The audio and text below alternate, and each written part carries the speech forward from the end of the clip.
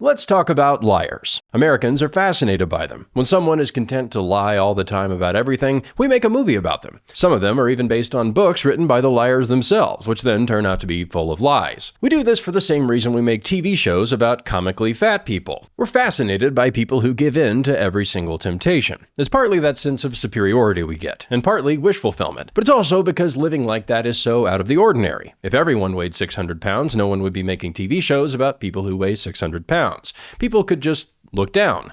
To get back to the point, lying is everywhere, but it's not everywhere equally, as indicated by this study. Honesty and beliefs about honesty in 15 countries. In the study, resident nationals of 15 countries participated in 2 experiments. In one, they took a quiz in which it was possible to cheat. In the other, they were asked to flip a coin and self-report whether it landed on heads or tails. Before they started, they were told that if it landed on heads, they'd get a piece of chocolate. Yes, the entire moral fiber of nations was tested with the same technique you use to get your 2-year-old to use the potty. And it worked. They observed a lot, but here are some takeaways. 1. All countries are dishonest, but not equally so. And there are some pretty big gaps. In the coin flip, the folks from Great Britain cheated 3.4% of the time, and the folks from China cheated 70% of the time. 2. The honesty of a country correlates with the proportion of its population that is Protestant. Yes, that's in the study. In 1905, Max Weber introduced the phrase the Protestant work ethic to describe the economic effect of the Protestant religion. But Protestants don't just work hard, they also tend to work honestly.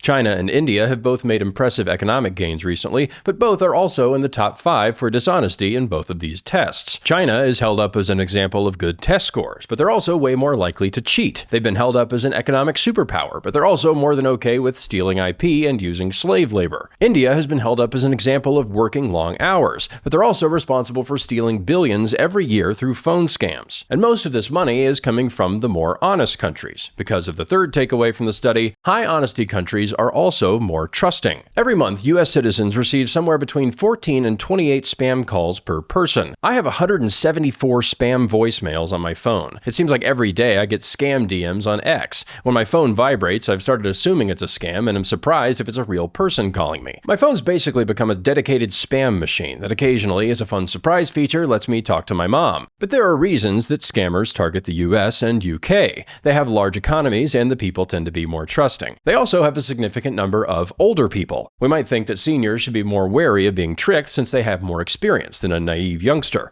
But the opposite is true. The part of the people's brains that detects things like untrustworthy faces deteriorates over time, leaving them susceptible to scamming. This is why your grandma goes on Facebook and sees an AI kitten driving a tank down 5th Avenue, and instead of scrolling past it, she comments, "Support our troops, amen, 3 American flag emojis." We might be tempted to blame the elderly, but it makes sense that people should be able to let down their guards as they get older. They shouldn't be bombarded with more threats. But thinking that we should honor the elderly rather than take advantage of them is another one of those culturally charged values. Looking at this image, some people see an opportunity to help her across the street. Others see an opportunity to steal her social security check. All this is of course related to the topic of immigration. We have real civilizational divides with these people. But even if we don't import them, the internet has made migration sort of a moot point. There's a video on YouTube that shows the growth of internet users from 1995 to 2022. If you track the difference from when you started using the internet to now, my guess is that you've been able to feel that difference. And you can assume that the gap has gotten even bigger in the years since. If scammers can have direct access to Americans via the web, they don't have to be here to leech off of our people. The shame of it is, I like the internet and I don't want it to feel like a market in Calcutta. So what's going to happen? My guess is that as the open internet gets more noisy, people will retreat from what's been called the dark forest of the open web, the big platforms filled with AI slop, engagement farmers, scammers, etc.,